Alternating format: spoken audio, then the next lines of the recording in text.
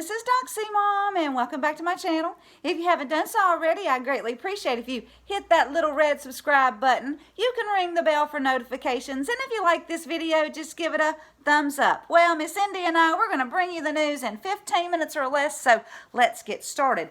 New York Congressman Lee Zeldin is calling for the removal of New York City Mayor Bill de Blasio.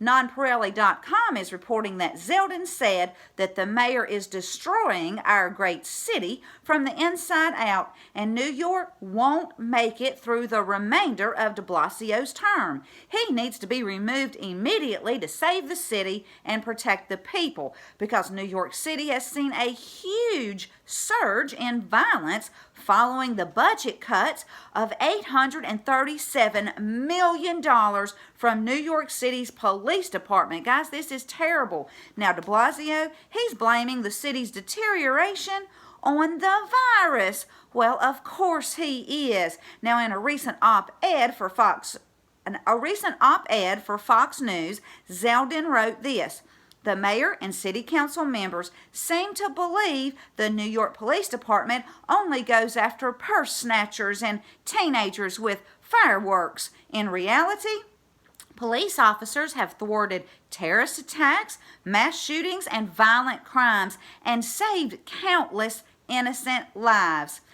And in comment. Now, guys, if you ask me, Governor Cuomo also needs to go. He's the one letting these violent offenders out of prison, allowing people arrested to just walk out without any bail. And let's never forget, Cuomo put COVID patients into nursing homes when he had many other places he could have put those sick people. And I've heard up to 12,000 seniors died because of Cuomo's actions. Now, Cuomo and de Blasio, guys, they've just got to go. The police department, they need all of that funding back. And prisoners, well, just put a mask on them since masks work, and that way they can stay virus-free, keep them locked up, and bail needs to be reinstated, and I'll leave a link. Now, on Wednesday, the Supreme Court gave President Trump and religious freedom a double win. The court ruled 7-2 in favor of regulation that allows employers to opt out of the Obamacare birth control mandate. Thank you, Jesus. And religious organizations are exempt from civil court employment discrimination lawsuits. So, employers are now free to opt out of the contraceptive mandate. And guys, this is wonderful news, and I'll leave a link. Now, the Gateway Pundit, they're reporting that in May, the CDC equated the Wuhan coronavirus to the seasonal flu. The COVID hospitalization rates for children ages 17 and under is much lower than the seasonal flu hospitalization rates. So COVID-19 is less dangerous to children than the flu. And after 4 months of the pandemic, we now know that children are 7 times more likely to die from the flu than from the coronavirus. And we don't shut down the schools for the flu, yet the CDC, they love to push their fear porn, and they are still scaring Americans over the reopening of schools this fall. So guys, just pray that the schools will reopen, everyone will stay safe, and people we just pray that people will stop living in fear. Please do not fear. I've said this over and over again. I'll continue to say it, and I'll leave a link. Now, Held to the Chief tweeted this out: "We need one major fake news reporter to come out and finally tell the truth, but none have the courage in tweet." And sadly, he's right. I've been saying this all along. People in the media will go to prison. Some of those 182,107 federally sealed indictments are for those in the media who come on your TVs every single night and lie, and lie some more. And I'm guessing Anderson Cooper and Rachel Maddow, they will definitely be on that list.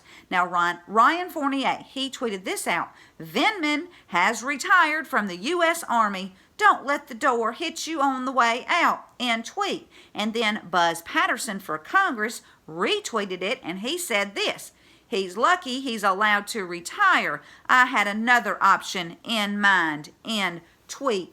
Well, Buzz, I don't think that he's going to get off scot-free. First, most Americans see that Vindman and his twin brother are traitors to America, and there are all those federally sealed indictments. Plus, Mark Taylor, he's prophesied about military tribunals, so I'm guessing we'll be hearing about Vindman again. And Cambry, she tweeted this out: just a reminder that the survival rate for COVID is still 99.85%. End tweet. So thanks for that reminder, Cambry.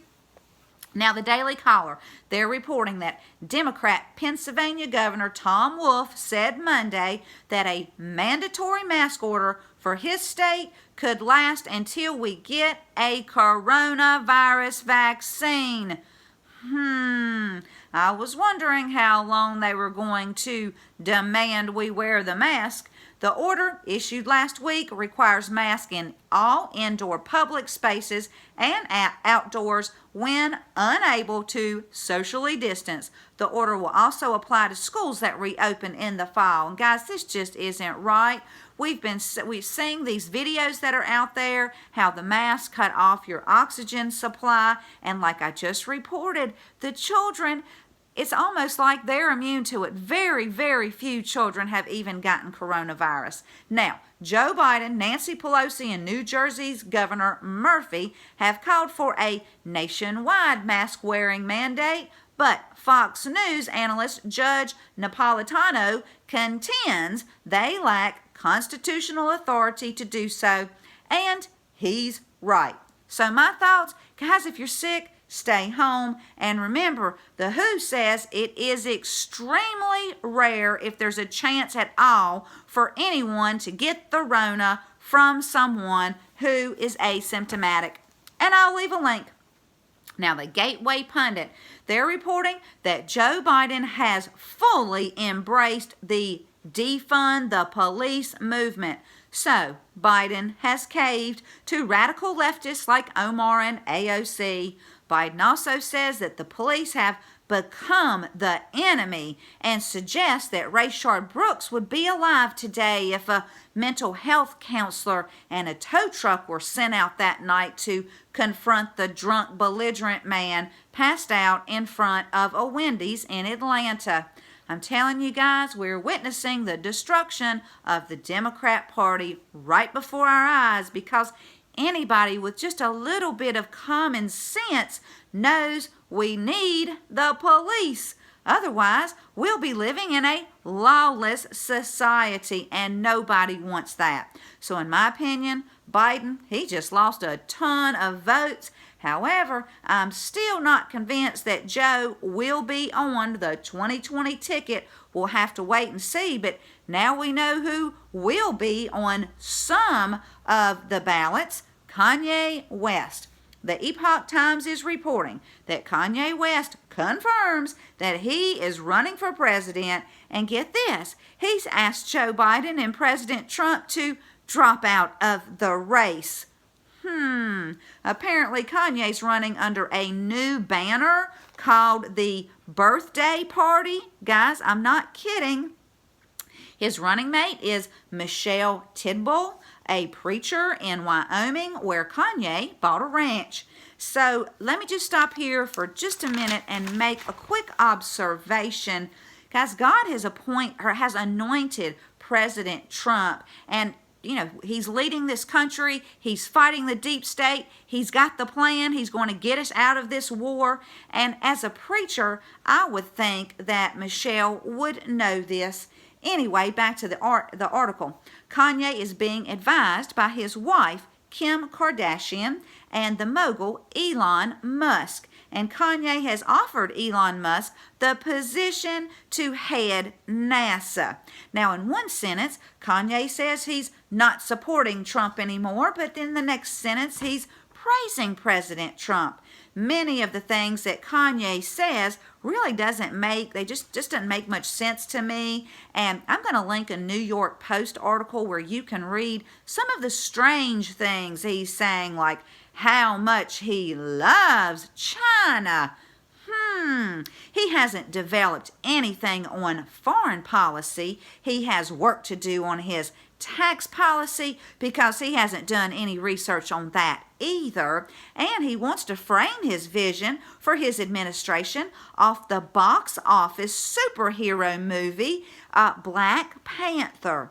What else can I say, guys, except that, in my opinion, Kanye should just stick with rapping and maybe just stay out of politics. And I'll leave a link to both those articles. And I'm going to leave you with Proverbs 19 verses 1 through 3 that say, "Better the poor whose walk is blameless than a fool whose lips are perverse. Desire without knowledge is not good. How much more will hasty feet miss the way? A person's own folly leads to their ruin, yet their heart rages against the Lord." Well, if you like this video, please give it a thumbs up. Thank you so much for tuning in, and until next time, this is Doxy Mom, and God bless you all.